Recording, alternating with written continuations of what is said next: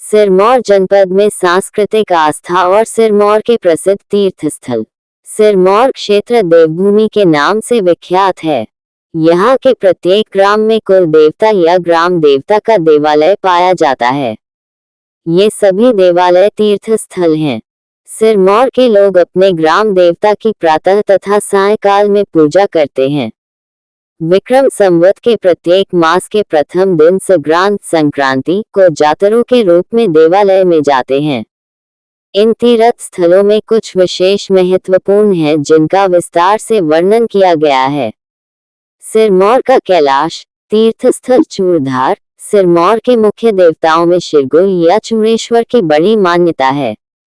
शिरगुल के बारे में कहा जाता है कि शायरे डिम्बो दा चूड़ी रे लिंगो दा, अर्थात शिरगुल शाय के डिम्ब तथा धार के लिंग में वास करता है। अतः चूड़धार को पवित्र मानकर लाखों श्रद्धालु इसकी यात्रा करते हैं। महादेव शिरगुल की मंगलमय जीवन के लिए स्तुति करते हैं जिसे पुजोल कहा जाता है, जो इस प्रकार है। अंताले घंटा हले, दिवा बले, जागता कला चढ़े, तीन भौन का स्वामी, भूतू का बेटा, खंडे की धार, जशो का उजाला, पहाड़ों का टीका, धरती का लाल, अपना प्रकाश करे, अपना रांझ छतर करे, ओकियो राज पोयरे पाड़े, चूर चंदन का वासी, कोटकाल जम की पाशी, नागे भूखे खेता हिलाज, जय देवा शिरगुला महाराज। पौराणिक देवताओं में शिव पूजा का विशेष स्थान रहा है। जनश्रुति के अनुसार शिव के निवास कैलाशों की संख्या 12 है, जिनमें से चूड़धार भी एक है। कहा जाता है कि शिव भगवान ने यहाँ तपस्या की थी। कईयों का मत है कि शिव भगवान किन्नर कैलाश जाते समय कुछ समय के लिए यहाँ निवास किया करते थे। शिव का संबंध हिमाचल के विभिन्न स्थानों से जुड़ा है। हिम शिखरों में शिव निवास की कल्पना भी प्राचीन काल से होती है। इन निवासों में मणिमहेश, किन्नौर में किन्नर कैलाश तथा सिरमौर में चूड़धार शिव स्थलों के रूप में प्रसिद्ध है। सिरमौर के महादेव चूड़ेश्वर, लगता है कि शिव के नाम चंद्रचूड़ से बिगड़ कर बना हो। इसे स्थानीय लोग श्रृंगुल या शिरगुल कहते हैं तथा शिव के दूसरे रूप को पूजा जाता है। चूड़धार सिरमौर तथा शिमला जिले की सीमा पर स्थित है। ये सिरमौर में उच्चतम पर्वत शिखर है, जिसकी ऊंचाई समुद्र तल से 3647 मीटर है। पर्वत शिखर से दूर दूर तक के दृश्य दिखते हैं, जिसमें हिमाचल प्रदेश के भागों के अतिरिक्त हरियाणा के अंबाला व कुरुक्षेत्र तथा उत्तर प्रदेश के चक्रोता को देखा जा सकता है। चूड़धार की यात्रा करने वालों को इस स्थान पर पहुंचने के लिए कई मार्ग हैं, जो सिरमौर और शिमला जिले के नौहरा, सराहा, हरिपुर धार तथा शाय से जाते हैं। मार्ग यद्यपि दुर्गम है, चारों ओर मनोहर दृश्यों को देखकर मन प्रफुल्लित रहता है तथा थकान मिट जाती है। चूड़धार का उच्चतम शिखर लिंग के टीले के नाम से प्रसिद्ध है। जनश्रुति के अनुसार यहाँ पर असुर शंखचूड़िया का निवास था, जिन्हें शिरगुल ने यहाँ से भगा दिया। अवसर आने पर असुर ने चूड़धार पर आक्रमण किया, जिसका वर्णन आगे किया जाएगा। शिखर से पहाड़ के भीतर एक सुरंग है। लोग इसे पवित्र समझकर इसमें सिक्के डालते हैं, जिनकी खनखनाहट बहुत देर तक आती रहती है। लोगों का विश्वास है कि शिरगुल इस सुरंग से आते जाते थे। इस लिंग के टीले में एक पहाड़ी शैली का शिरगुल का मंदिर है, जिसे काफी पुराना बताया जाता है। मंदिर के पास शीतल जल की एक बावड़ी है, जिसका जल मृदु एवं शीतल है। भोजन भी इस जल में शीघ्र पक जाता है। कहा जाता है कि इस स्थान पर जल का अभाव था, अतः शिरगुल ने पैर मारकर इस स्थान से जल निकाला था। चूड़धार चोटी प्रायः कई मास बर्फ से ढकी रहती है, अतः लोग इसे चूड़ चांदनी भी कहते हैं। ये तीर्थ तथा सुंदर पर्यटन स्थल है। जेठ, आषाढ़, कार्तिक तथा मार्गशीर्ष मास में तीर्थ यात्रा के लिए उपयुक्त हैं। स्थानीय लोग अपने कुलदेवता के मूर्तियों को ले जाकर यहाँ के पवित्र जल से स्नान करवाते हैं। लोगों का विश्वास है कि इस जल के स्नान से उनमें नई शक्ति का संचार होता है। शिरगुल के बचपन का नाम श्रीकुल था। माता पिता की मृत्यु के बाद उनका बचपन छोटे भाई चंद्रेश्वर के साथ मामा लोजपदंत के यहाँ गुजरा।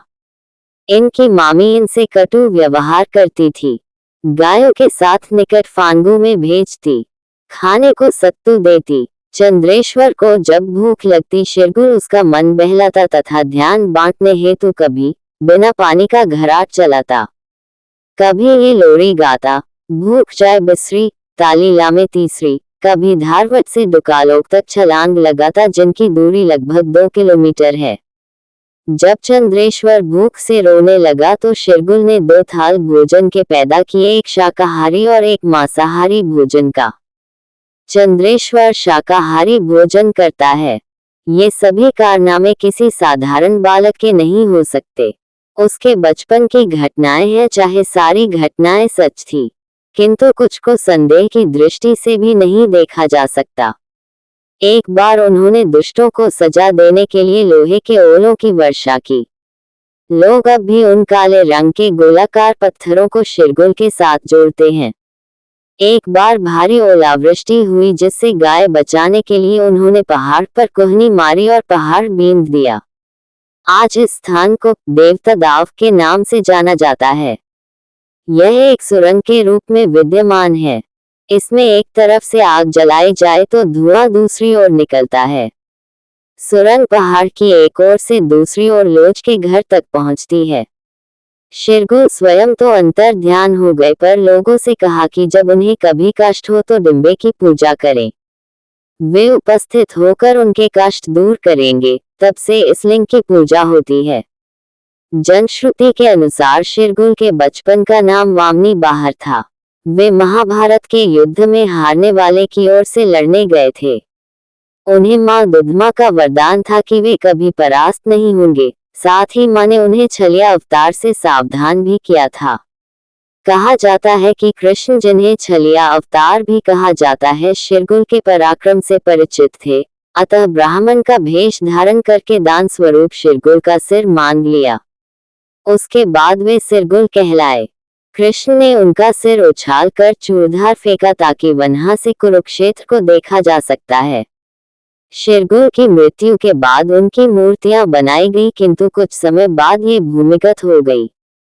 तत्पश्चात शिरगुल मूर्ति के रूप में फागु की दमारों की कियारी में प्रकट हुए, जहां खेत में हल चलाते इनकी मूर्ति मिली।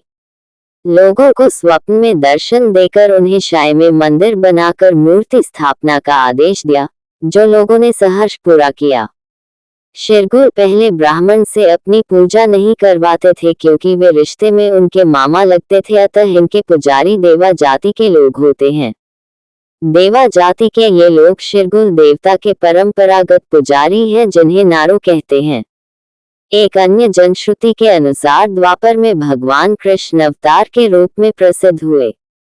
उन्होंने आर्यावर्त के असुरों को मारकर पीड़ित लोगों को दुष्टों से मुक्ति दिलाई। कहते हैं कि कुछ असुरों ने अपने कुकृत्यों के लिए क्षमा मांगी और भविष्य में ऐसा न करने का वचन दिया। भगवान ने उन्हें इस शर्त पर क्षमा किया कि वे भविष्य में किसी देव या मानव को कष्ट नहीं देंगे। आर्यावर्त के उत्तरी निर्जन पर्वत श्रृंखलाओं में जाकर रहेंगे। वे कृष्ण की आज्ञानुसार उत्तरी भारत के पहाड़ों में बस गए और अपने वचन का पालन करने लगे। इन असुरों में एक असुर चूरधार से कुछ मील दूरी पर चावधार नामक स्थान पर रहता था। वह अपने कुकृत्यों से बाज न आया।